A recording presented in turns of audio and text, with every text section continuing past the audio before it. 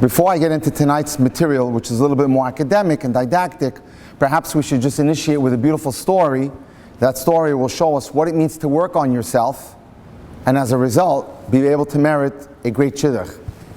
This story happened in Eretz Yisrael 50 years ago. At the time, it was a sensational story.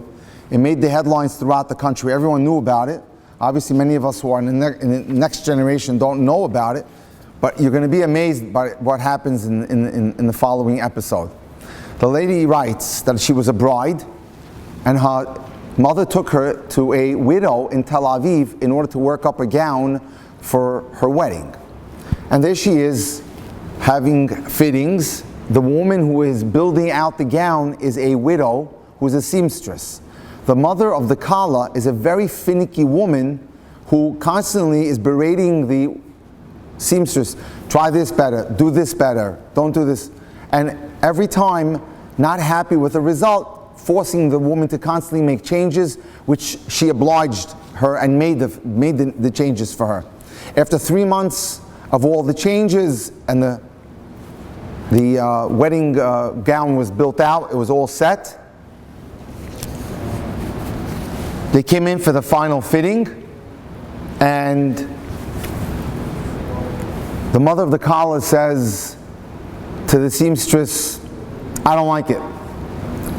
"What do you mean you don't like it? I made every change that you want. Why don't you like it?" "No, I don't like it. It's not mat'im for my daughter. I need to say yoter tov. I want even better." And the widow was like beside herself. She hadn't collected a nickel on any of this yet. "Not only do I not like it," the mother says, "I'm not even paying for it." And she storms out. She tells her daughter, "Let's go to a place like Herzliya. There it's more upscale. We'll find an even better salon. We'll build out another wedding gown." And so they did. The seamstress was beside herself. She decided to contact the mother of the Kala's sister, who was a rebbitzin. Her name is Rebbitzin Tzvia. And she told her what happened. How she spent 3 months of her life expecting to earn a necessary income for survival, and that how the woman worked her to the bone, only to refuse her, her handiwork and not even pay her at all. She says, "Okay, let me see, I'll call my sister." So the Rebbitzin calls her sister, and she says to her, "Shifi, what you're doing is wrong. You're taking advantage of a poor widow. That's not a good thing to do." So she says to her, "Sivia, don't tell me what to do. It's my life, and I'll decide what I want. I don't like the work, and I'm not paying for it." The Kala, who was a good girl, and she knew she had a mother who was a very strong-willed woman, didn't say much, but inside, her heart was eating her up. Black angels were dancing in her head, telling her, "How can you possibly go down the chuppah the day of your wedding knowing that a poor seamstress has been taken advantage of this way?" But anyway, they decided to go up to Herzliya, to a very fashionable district, worked up a new gown. They worked up a new gown, and the day of the wedding arrived. And the day of the wedding, the Kala is the VIP. It's in the bridal salon in the back, and everyone's fluttering around the Kala. The makeup artist, the hair lady, the person who's touching up pinning her gown and everything. Some of the relatives are there. And interestingly, there's a coffee table, a small coffee table, right where the Kala is standing, and as everyone is working on her. And suddenly out of nowhere, a hand goes like this, and the Kala is wearing the cup of coffee. Imagine, a pure white dress is now stained, full of coffee. And the aunt, Rebbitzin Tzvia, says, "I'm so sorry, I didn't mean it." The mother of the Kala looks at her with daggers in her eyes, and she says, "You did it by purpose, because you're upset that I didn't like the first gown. I know you did it by purpose. What are we going to do now? Out there in the hall are 300 people waiting for the wedding to start. What's going to be?" She says, "Oh, I have a brilliant idea. There's another wedding gown in Tel Aviv. Let me go fetch it, the first one that was worked up." And they put out the word outside in the hall that there's been a problem, but we might have a delay, but the wedding will happen. So the word got out, the story, to the people that were waiting, the the people were invited to the wedding. Meanwhile, they sent someone to go get the wedding dress. They came back with the first one. The wedding took off. The Kala felt so relieved that this pressure was off of her. She celebrated the night away. She had a great time at her wedding. But interestingly enough, during the week of Sheva Brachas, the mother of the Kala was very cool to her sister. She didn't want to talk to her, only to say hello and goodbye. After the Sheva Brachas, she didn't talk to her. Not for a month, not for a year, not for 5 years, 30 years, no talking. Remember I said that this story happened 50 years ago. Maybe you want to put it on silent. Yeah. So anyway, 30 years later, the mother of the Kala is now a great-grandmother whose husband passed away, and she had moved in with the Kala herself, and this Kala is now a grandmother of her own. And they're having this discussion. She's a much older woman. Remember my wedding day? Sure. Remember what happened with the coffee stain? He says, sure. I'll never forgive you, Aunt Svia, not till the day I die. Because it was done by purpose. She says, Ima, you're right. It was done by purpose. But I have something to tell you. That all these years, I could not tell you. What do you have to say? She says, you have to know something. It was done by purpose, but Aunt Svia didn't do it. So who did it? And she says to her, Ima, I did it. I couldn't bear the fact of taking advantage of that poor seamstress, the first one. So what happened? So when I did that, and I pushed the coffee cup and it landed all over my dress, Aunt Svia saw what I did, and she motioned to me like this, shh, don't say a word, I'll take the hit. And she was right away the one who said, oh, I'm so sorry, making it seem as if she was the one who did it. So how come, she says to her, Aunt Svia never told me this? So all these years, she says, I asked her permission. Aunt Svia, can I tell my mother what happened? No. Because I don't want to ruin the relationship between you and your mother. I'd rather have you be friends than you be enemies. And let her not get along with me. Only recently did she allow me to tell you this story. Look at the amazing midos here. Amazing. Baruch Hashem, there was a seamstress here, and she was recompensated. Everything worked out perfectly at the end. Okay, in dating we say you need a strategy. Perhaps I can share a joke with you. And this joke will give you the idea of what's the nimshal from tonight. 3 men, an Italian Giovanni, Isaac a Jew, and Joe the Polak, are sentenced to 20 years in prison. The warden asks each one of them, what would you like to take into the cell with you? You're allowed one item. The Italian guy, Giovanni, asks for a wife. And the warden says, granted. Isaac the Jew asks for a cell phone and a charger. And the warden says, granted. Joe the Polak asks for a case of cigarettes. And the warden says, granted. The cells are then locked. After 20 years, they're released. Giovanni, the Italian, comes out with his wife and 12 children. Thank you so much, he says to the warden. I'm so happy. I have a great wife and 12 wonderful bambinos. I had 12 children. The warden says, congratulations. Isaac the Jew comes out of prison and says to the warden, thank you so much. I used my cell phone to make unbelievable trades on Wall Street, and now I'm a rich man. The warden says, congratulations.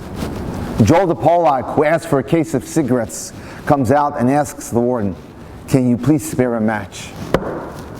He never did anything with the case of cigarettes. No strategy. If you don't have a strategy, you're not going to get success. He should have asked for a case of cigarettes and matches so you can enjoy them. Plan a strategy to help you achieve your goal of a first-rate marriage. Develop an understanding of who you are and what qualities in another person will fill your needs and further your growth. You have to understand who you are and what you need in order to be matzliach in terms of dating. Then you can determine what you're looking for, what you need. Don't be rigid. Your vision of what you think you need should not be etched in stone, which is why it's important to talk it out with a Rav or a person like myself, a dating mentor. So many times I sit with people and I could show them 15, 20 resumes with photos, and all I hear is, not my look, not my look, not my look. How do you know what your look is? Because you're rigid. You have this one idea in your head of what you think will make you happy. How oftentimes have you met people who've gotten married, you wouldn't even dream it. I had a guy who was divorced twice, Hasidic guy. A Hasidic guy from Muncie.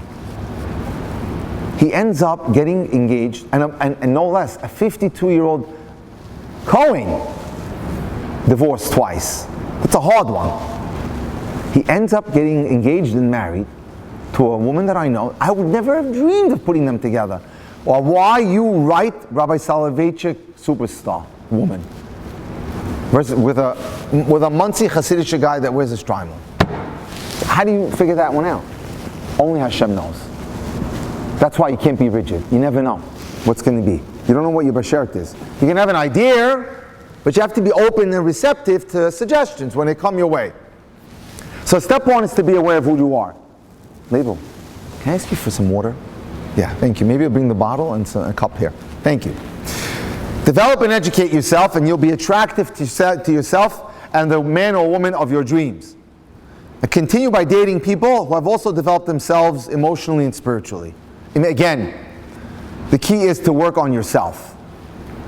If you work on yourself, you're going to become come on in. If you work on yourself, you'll be much more attractive to the person that you're looking to get married to. It's all about working on your midos. Thank you, sir. Perfect, right here. Excellent. Again, so that's what you have to work on ourselves.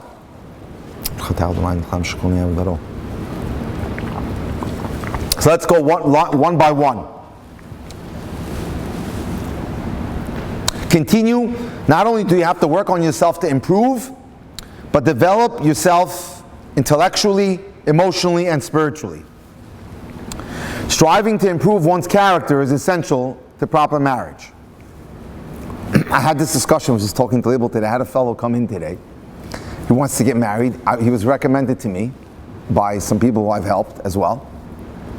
He's very close with Chabad. So I said to him, what do you do in terms of, what's your spiritual level? I don't keep kosher.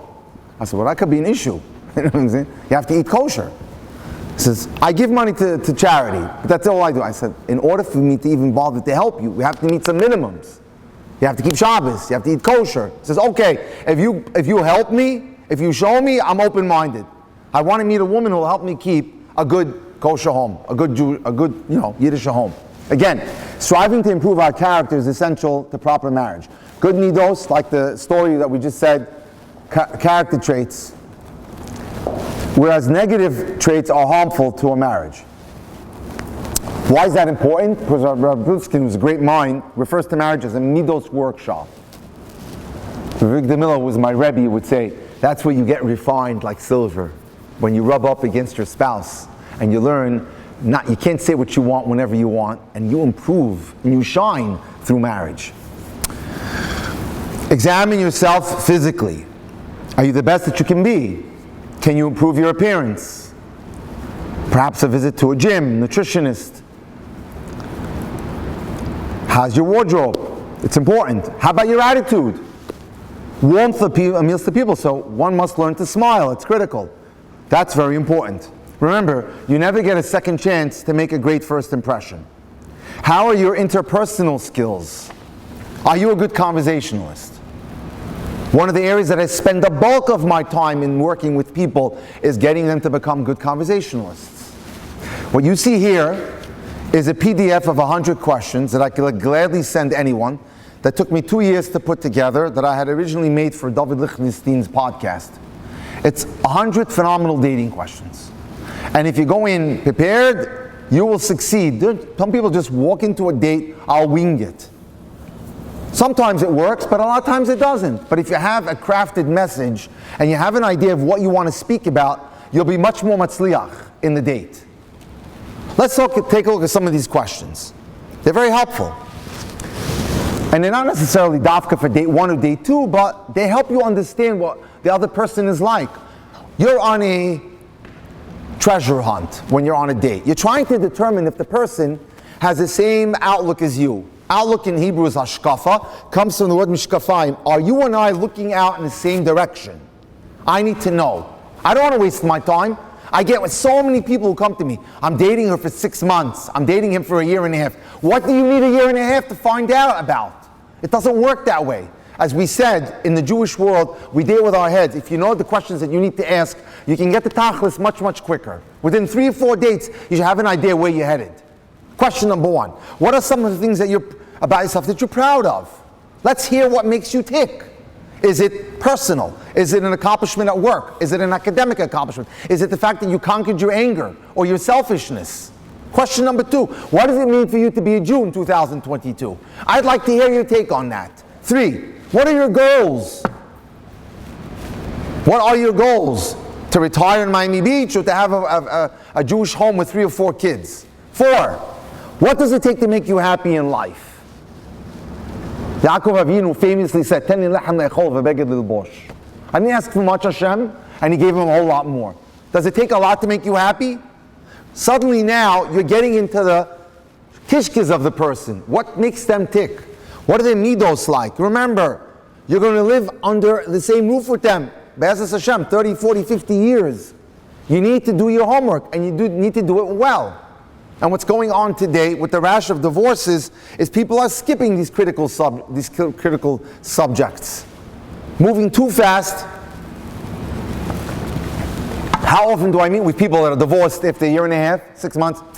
You know what? I should have looked into her a little bit more, or him a little bit more. But I didn't. So I said, you probably didn't ask that many questions. No, I just basically winged it. Next. How have you grown or changed in the past 5 years? Now, if I hear that, oh, you know what? I wasn't so into it, but now I'm going to Shurim, I'm involved in Chesed, I deliver for Tomchei Shabbos. Ooh, I'm all ears now. This is impressing me. What are you doing to maintain your spiritual growth? You daven, say Tehillim, go to Yeshua once in a while, look at something in Torah anytime? I want to know you're connected. Do you know how sad it could be? A girl came to me from the 5 towns who had been married close to a year. She married a guy who came from the Mir, a good boy. Came home, took a job. He once kept the Seder for 2 hours, which went down to an hour and a half, an hour, half hour. No more Seder, no more minyan, and his new shul was B'nai bedroom. Congregation B'nai bedroom. And getting on the train to go to Manhattan. She said, this is not what I signed up for. So I asked her a question. One of the questions I ask a lot of girls when they come to me to evaluate their relationships prior to getting married. Does he have a Rebbe? Very important.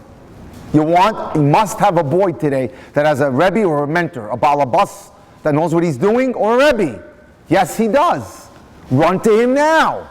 Talk to him. He could fix this. She thought I would say for sure divorce him. Not so fast. And she went and she got the Rebbe involved and he talked to his old Talmud and straightened him out. I had another one last year. Fantastic girl from Flatbush. Fantastic. She's in a graduate program right now in the medical field. She calls me up, 4 months, same story. He's in law school. Stop going to Minyan. Doesn't go at all. I said to her, calm down, relax. We'll figure it out. It happens. But again, so that's why you have to be careful when you do your homework. Next. Who are your friends? How long do you know your friends? What do you look for in a friend? Loyalty, dependability, honesty, integrity. What career field are you involved in? Why did you choose that? If she tells me she's a teacher, she loves children, again, signals, pick up on them. That means that's good. The woman has tolerance, patience. She's going to be a good mother. Even if she's a nurse or she's in a similar field. Make sure the guy's got a job. That's very important. Or is in a program, whether a school program or a graduate program, to get one. You know the famous story, a guy was about to get engaged. It was time for him to meet the father of the Kala. So they walk in, he walks into the Kala's home, and the father sits down with him, and the mother's like in the kitchen. So tell me, how do you plan to, make your living? With Hashem's help. Where are you going to live? With Hashem's help, we'll figure it out. What about children? How are you going to deal with that? Be'ezat Hashem. Be'ezat Hashem with Hashem's help. Okay. He steps back into the kitchen, and she says to him, his wife says to him, "No, how's it going?" To her husband. He says, "This guy thinks I'm God." That's the problem. You know what I'm saying? A little joke. But he has to have a plan. Panasa plan. Maybe just a few more questions. You consider yourself a happy person. If they have to think about it, that would concern me. Next. What midos are you working on to try to improve? It's a good question. Another question. When you are feeling down, what do you do to raise yourself up? Sadly, I have a Talmud in Passaic. He's 27. Good boy. Software engineer. After knowing him for 4 years, he fell into deep, deep depression and anxiety. I told him, "You're living by yourself way too long." And the problem is that when today they're working remotely, and you add that up with the pandemic, isolation, he went from a normal person to having psychiatrists, psychologists, and a dating mentor, to the point where he liked this girl a lot, fantastic girl from Muncie, and he dropped the relationship about a month ago. He came back to me 3 days ago, and he said, "I'd like to try it again. I don't know if she'll say yes." I said, "Reach out to her, and then I want you all three to come to Lakewood to talk to me this week." And they came. And Hazeh Hashem, she was a little reluctant. I don't blame her. And she surprised me. She was hard on me, and she said, "I'll text you my answer tomorrow." She answered me yesterday. I'm in. Today he tells me he can't go through with it because he's still in a dark place. So you have to look out for depression. Very important. There's other things to look out for, but bipolar, borderline personality, stuff's going on. I have a case of borderline personality right now. 8 months married, they just separated. Second marriage for both. You have to be on the lookout. I warned them, don't go far, last year, when I had them in their engagement period. I didn't like what I saw. They went through it with it anyway. Okay, next. Here's a good one that if you're a guy, you want to ask a girl. Do you do chesed? Are you involved in any volunteer work? It's not an innovative idea. All you have to do is open the Chumash and look at the first shidduch in the history of the world. That was what Eliezer was looking for. Not a genius, not a woman with a PhD degree. But do you do chesed? Will you bring water to my camels? What would you like your future Shabbos table to look like? So if she or he answers Zmiros, Divrei Torah, Hachnasas Orchim, Bali Tshuva sitting at our table, or people not religious at all, nice. These are all good answers. Do you have a couple that you admire? You see, now what we're doing, we're digging. And now we're digging because we have a tachlis here. I'd like to know if you match me. These are the things that are important to me. The questions that I'm asking, if I'm the boy or the girl, define my values. And I want to know if you and I share those values. Again, if you need this, just reach out to me, text me, WhatsApp me, or email me, and I'll get them to you. My phone number is 305-206-1916, and you can get the PDF. Okay, next. So again, how important it is to plan your topics of conversation. Unfortunately, some people enter marriage with an attitude, who cares? If it doesn't work out, I'll get divorced and take another stab at it. I remember when Benzine Schaefer's secretary called me up 2 years ago, the rabbi wants you to preview his book, 10 Dumbest Mistakes, that famous book that just came out. But he had a very interesting, cute story in there. Talks about he himself was having dinner in Doma, which is that fancy steakhouse in the Five Towns, when he overhears a conversation of 3 guys. And this guy's saying to his friends, apparently he's divorced, You know what? I started way too late with my first wife. I didn't get such a good selection on the second round. As if he planned it already in his mindset that divorce was an option. I remember, and if you read any works that my Rabbi Avigdor Miller wrote, that is a word that does not belong in the lexicon of a Jewish couple. It doesn't belong there. It's apicursus, that word.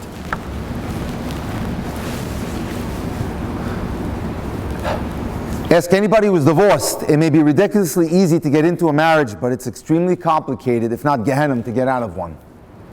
I recall when I live in Flatbush, and we started our classes about 5 years ago. There was a young woman who used to come. So I said to her, she ended up being a fantastic assistant for me. She used to help us out with the classes, brought food. It was really nice. Helped us in many ways. Baruch Hashem, she just got married. So I asked her, what happened? She said, I was married 1.5 years. My husband was in bed till 1 o'clock every afternoon. Did you check him out? Not really. To tell you the truth, I was the last girl left in my high school class and I was embarrassed. I didn't do too much checking. I just wanted to get married and get it over with already. It took me 3 years to get her a get. So, not so simple. Check it out. I'd rather do homework up front and then not, chas v'shalom, have a broken engagement or chas v'shalom, a divorce. Be careful who you date and who you marry, because when you're dating for marriage, your attitude should be, I'm dating to find the right person to share the rest of my life with. Whom you marry influences every aspect of your life. So true. From how you view yourself to your ability to move forward in a productive way. One of the questions that I ask people when they think they're ready to get engaged is, do you think that this person will bring out the best in you? Because your partner, how many people have made fortunes of money? Men, because they had wives who believed in them, supported them. How many women went on to great things and developed organizations, chesed projects, because their husbands pushed them. You want a partner who believes in you, who supports you, who inspires you, who motivates you. That's important. Self-esteem is vital, and a spouse that you marry who nurtures your self-esteem is a bracha, who believes in you.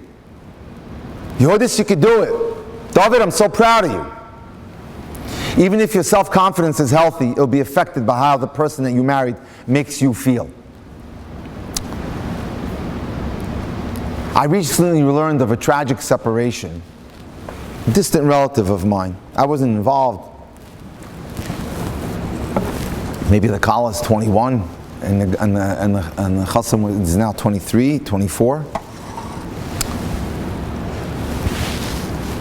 Where there was a big self-esteem issue. And he was in bed all the time, and she was tough on him and very strong. She didn't do what was necessary to build him and develop him. And unfortunately, they separated recently. So self-esteem is critical. You must feel good about yourself in order to feel good about being with someone else. You have to build your self-esteem. So many people ask me, how? Answer. What is it that you're good at? You like to paint? Do that. You like to cook? Do that. You're great in sports? Be involved with that. Spend as much time. You love to learn? Do that. Whatever it is that you're good at is where you spend the bulk of your time, because that's going to give you that good feeling about yourself. And then you'll project it when you're with that person on the date. Positivity is magnetic. When you feel good about yourself, it magnetizes the pull of the person to want to be with you. But if you're not feeling good about yourself, people can read. They can read your body language. And that's repelling. It's not going to be magnetic and not in the direction you want. It doesn't pull. Look for someone who allows you to be yourself without having to constantly be someone else. Admires and appreciates you for who you are. Builds your confidence and helps promote your growth. And you'll do the same for him or for her. Now, let's talk about this area of baggage.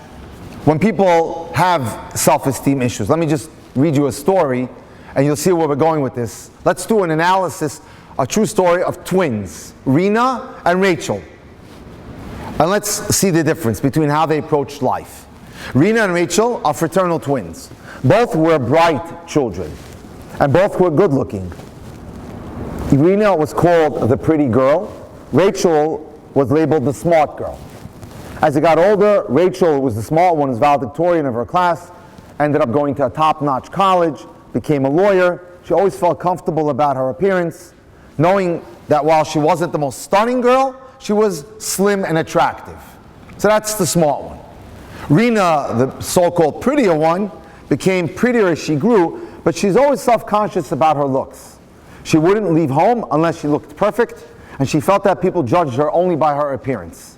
She also felt as though she lived under her sister's shadow, the smart one. Rachel always seemed to do better in school, make better career choices, and have friends who liked her for her intelligence rather than her appearance. Rina, the so-called pretty one, shied away from academically challenging classes because she didn't have solid self-esteem and refused to apply to better schools, even though her grades were almost as high as Rachel's, meaning that they're all almost identical in grades, but one accepted herself for who she was, and she was at peace with herself, the smart one, and Rina, also the smart one, but the pretty one, when she saw herself in the mirror, she saw someone much less.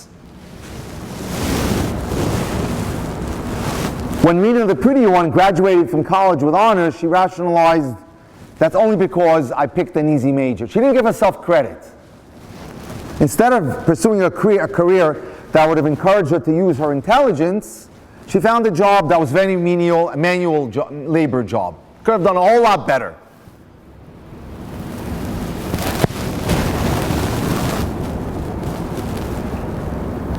Rachel, on the other hand, went on to become a very successful lawyer. When Rina dated, she was haunted by the belief that people just go out with me, guys just go at me because I'm pretty, but they're not interested in my opinions.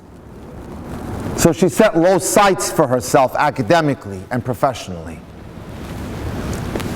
And as a result, she set low sights for herself in shidduchim as well. She often wondered why Hashem had not blessed her with the same sense of personal satisfaction that her sister had. Essentially, they both had the same looks and the same intelligence. One viewed herself with confidence, and the other one had low self-esteem and never gave herself credit. It's critically important, by the way, that we validate ourselves. I gave tzedakah today, Baruch Hashem. I helped my mother, Baruch Hashem. I got a good grade on my test, Baruch Hashem. You got to talk to yourself. You're your biggest fan, and that's important. That's going to raise you, make you feel good. 5 steps to reducing baggage. This is what we call baggage. When someone comes into marriage, because I just want to think, with something, some sort of chip on their shoulder.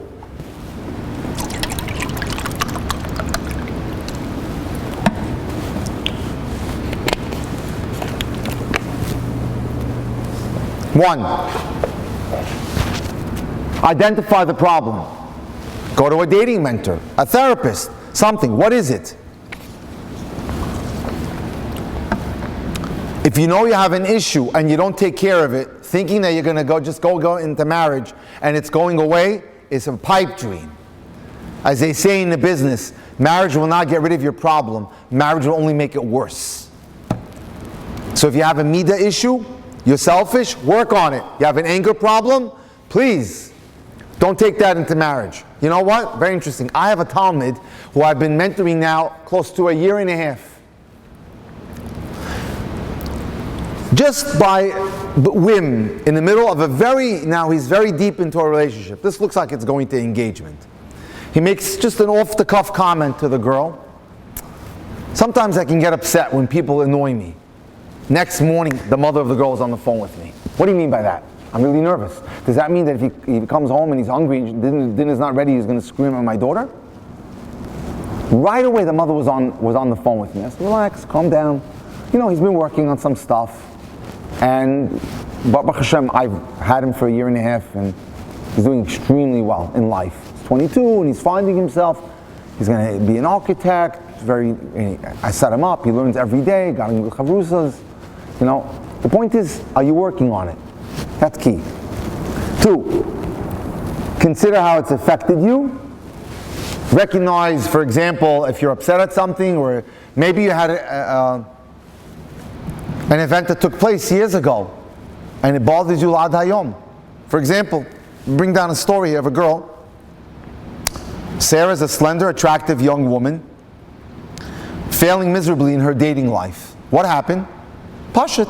When she was 12 years old, and she was going through, changes of the body, adolescence, she had a pediatric checkup just to go to the camp, sleepaway camp. She gained some weight in a growth spurt, and the female pediatrician makes a casual comment that nearly destroyed her life at the age of 12. Sarah, you put on too much weight. You're never going to get a husband like this. At age 12. And that stuck with her forever. Every time she was going to go on a date, it affected her. It affected her mindset. It affected her self-esteem. As an adult, 20 years later, she still feels self-conscious about her looks and because of that statement. People see her as a pretty woman, but in her subconscious, she doesn't see that. She sees herself, you know what they see when a person who's an anorexic? They may be this, but they see this in the mirror.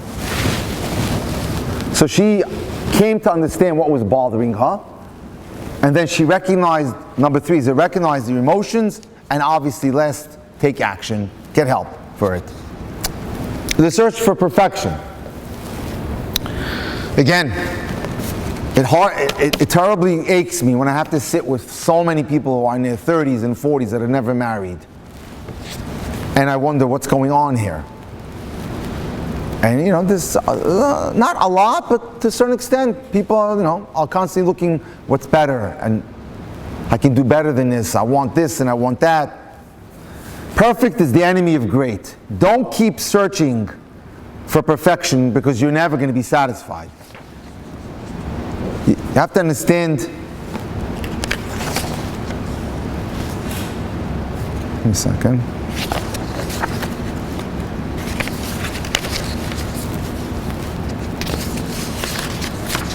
That something better always exists somewhere else.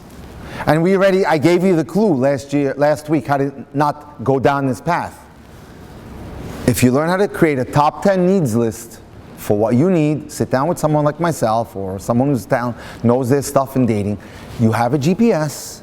When you go out on a date, you've got your top 10 list, and we already said last week, you don't even have to hit all 10. 6 out of 10 and physical attraction, and you're in. Works like a charm. For 3 decades I'm using this method. 30 years. So now, that's why it's important. By the way, very interesting, I wanted to share a story with you. Rabbi Miller once met a young man, a guy in his 30s, on the street in Ocean Parkway. He says, Rabbi, give me a bracha, I want to get married. He says, how many girls have you dated? He says, 100. So Rabbi Miller says to him, 100? I would have been married to 70 of them by now. So he says to him, why isn't it going? He says, Rebbe, it's just not clicking. He says, he's a gadol. Gadol should be strong. Look at what he answers him. It's not clicking? My dear young man, fix your clicker. Fix the way you look at life. What you want from people. What you want for yourself. Tells the story of someone else. Here's the case of a yeshiva man who went out with one girl after the other. Not one of them was good enough. After 70 girls, he finally married. Who did he marry? Rabbi Miller asks. A girl who was superannuated. Now, I never heard that word before. It comes the word annual, which is years. That he was trying to say nicely, a very old girl. Not young anymore. A big, heavy-faced girl. Too late to have kids. Was it worth waiting all those years? In between, you surely would have gotten something better. Because people fall into this horrible thing of seeking perfection. By the way, I have to share an incredible story with you.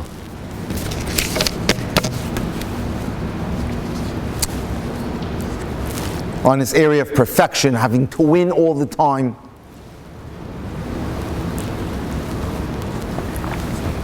A girl in Israel comes home to her mother because she's constantly getting into fights in her Beis Yaakov with her classmates. And recess, she's very competitive, she's a perfectionist, she has to win all the games all the time. and she's constantly getting into scuffles, and no one likes me, and no one wants to be my friend.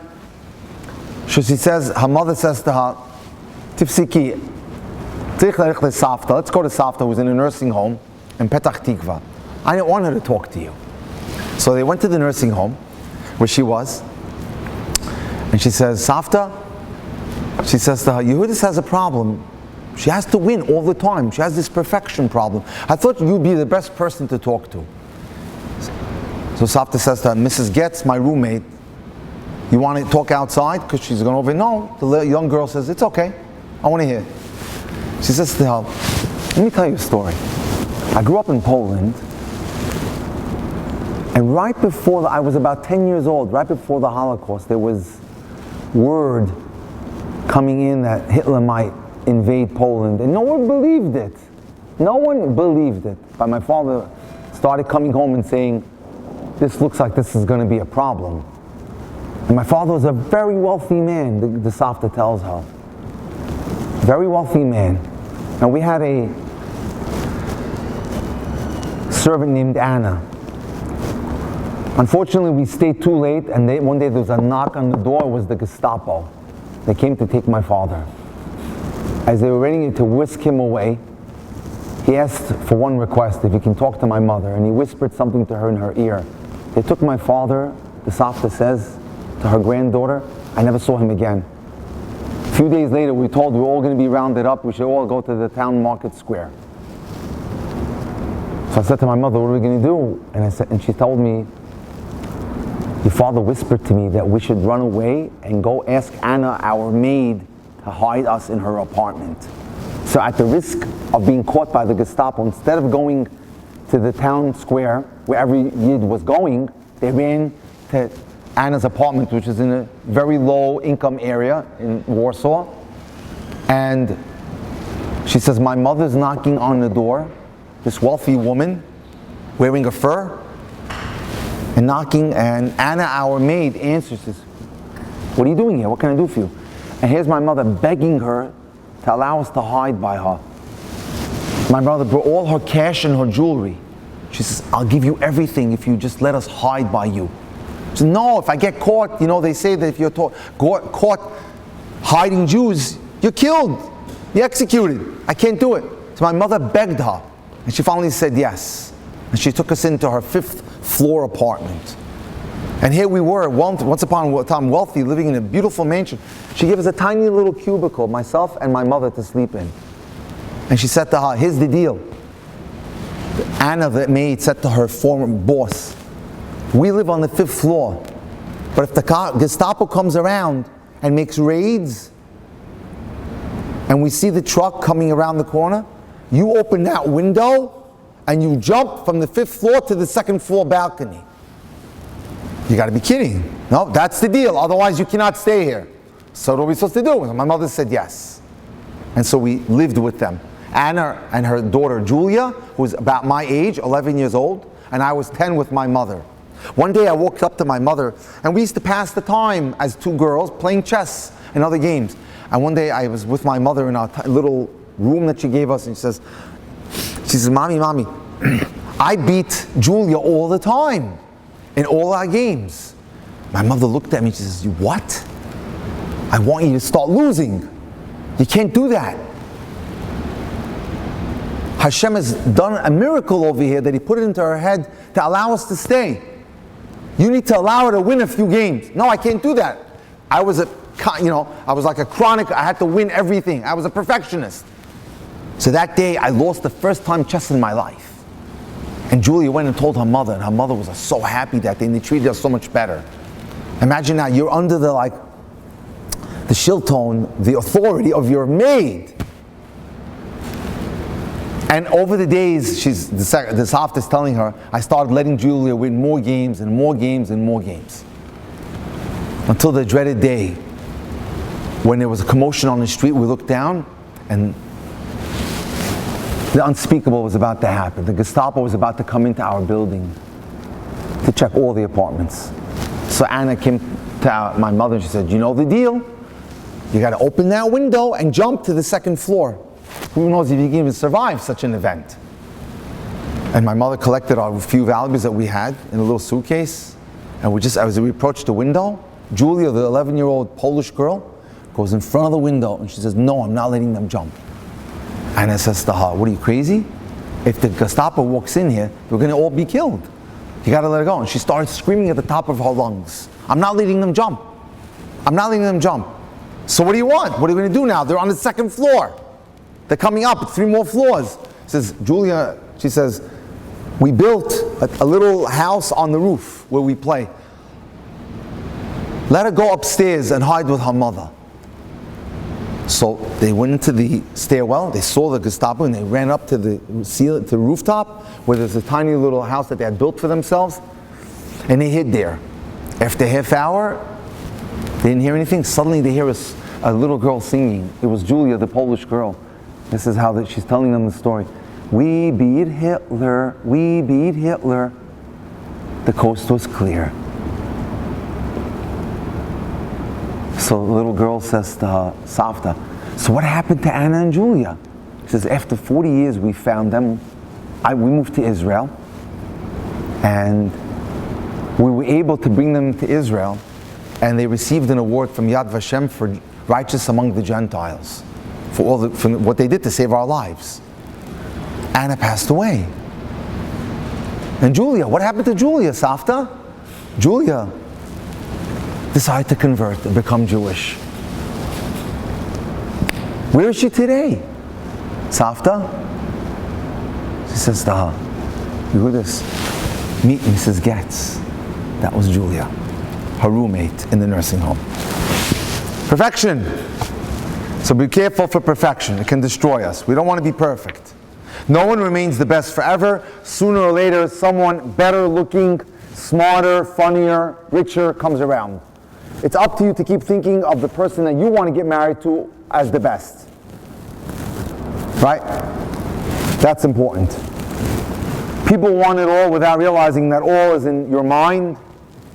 It's wonderful if you can find the person you believe to be perfect in truth, but that's in the eye of the beholder. And do you really need perfection? Well, you need someone who's just good enough. No one is perfect. We all come with our challenges, our different expectations, our opinions. Someone who's good and who is perfect in one area will certainly have flaws in another area. It's a fact. We must accept and agree to love a person for what they bring in terms of their positive qualities and negative, because everyone has both. The trick is to make sure that the positive qualities outweigh the negative qualities.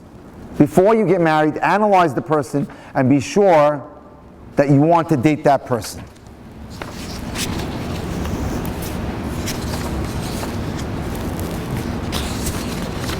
Just a second. Okay.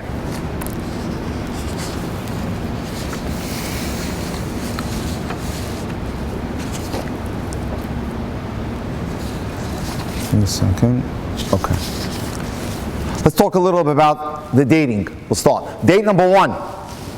Date number one creates a comfort zone. You want to get a feel for the person you're going out with. You want to become relaxed in their presence. So you start out by more general discussion. Family, friends, interests, schools, camps, Eretz Yisrael, seminary, yeshiva, Rabbi, learning, interesting classes you've taken, what you enjoyed in seminary, to Yulim in Israel, travel. That's important. After a while, you have to start digging, as we said today, and getting a little bit more personal. You can't be afraid after, say, 2 or 3 or 4 days to expose your vulnerability. By opening up to the person you're dating, you reveal your thoughts and feelings, and you create a trust. If you can give emotionally, that builds a bridge that can bring 2 people closer together. Most of the time, when people tell me, "I'm just not feeling it," I know for sure it's a conversation issue. Someone in that relationship, or maybe both, are afraid to let their guard down and allow the other person in. Giving of yourself opens a door to your soul, allowing the other person to enter. When you share yourself with others, a connection or a kesher is built, and a mutual path of entry is opened. That's important. Discuss personal issues. Make sure that you feel that the person you're dating is open and honest. If you feel shut out, you might want to convey that to the shadchan, that the person you're going out with is just not conveying that much. Don't marry anyone unless there's an open and honest environment between both of you. Again, here's the big question. What about illnesses and medications? Big one.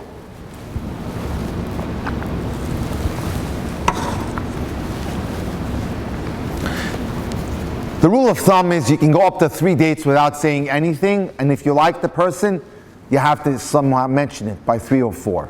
Most posts can, hold there, and that's important. It's a mistake to be lured by things like beauty and money because they fade. Although physical attraction is necessary, it will wear off, and then the real work begins. Now, here's an interesting comment. The real husband or wife, or the right one, will help you navigate your way through life, while the wrong one will send you down the road that you never wanted to travel. Just speak to any divorced person. So I'm going to leave you with this following comment. What should I look for? 1, personality that complements yours. 2, intelligence. You should be able to discuss things together. Financial standing, more important for the guy, that he has, like we said, parnasa path. Religious values, that's important. You want someone who's committed to Yiddishkeit. Family background, critical. Mutual goals and interests, and lastly, physical attraction. Marriages can fail because people don't judge the person with objectivity. Like I said before, in a rush to get married, they want to hide problems and just go weiter. You can't do that. Eventually it surfaces. Don't close your eyes, not willing to see what you don't want to see. If you're looking for someone cultured and refined, don't settle for someone who's narrow-minded. If you want someone who's spiritual, then don't tolerate someone who's only into Gashmias.